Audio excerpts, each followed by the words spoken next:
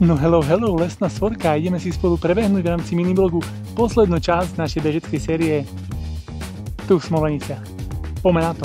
No a valíme to zo začiatku po takejto štrkovej asfaltovej ceste. A to všetko sa zmení, jak behneme poriadne do lesíka. Toto miesto je akurát taký point, kde je pekne vidieť na Smolenický zámok a tu vás samozrejme budú čakať aj fotografii.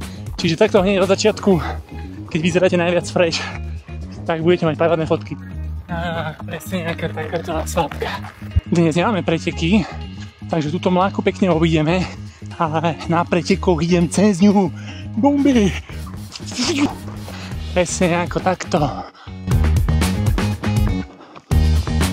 No a je to naša posledná zastávka tento rok, tak zoberte kamošov a strávame si tu v Smoleniciach takú malú afterku, čo poviete. Takže jaskyňa Driny je podľa mňa tiež jedna z volieb. Ak tu budete a budete si chcieť urobiť výlet, tak samozrejme okrem Smolenického zámku navštívte aj jaskyňu Driny. Tak, ale výhľady sú krásne. Tak tu do doliny. Top. Takže lesná svorka, mám to za sebou a opäť vás čakajú krásne preteky. Bohužiaľ už posledné z tejto série na tento rok. Tak poďme si to spolu užiť, no a vidíme sa 27.9. tu v rozprávkových Smoleniciach. Tešíme sa na vás. Čaute.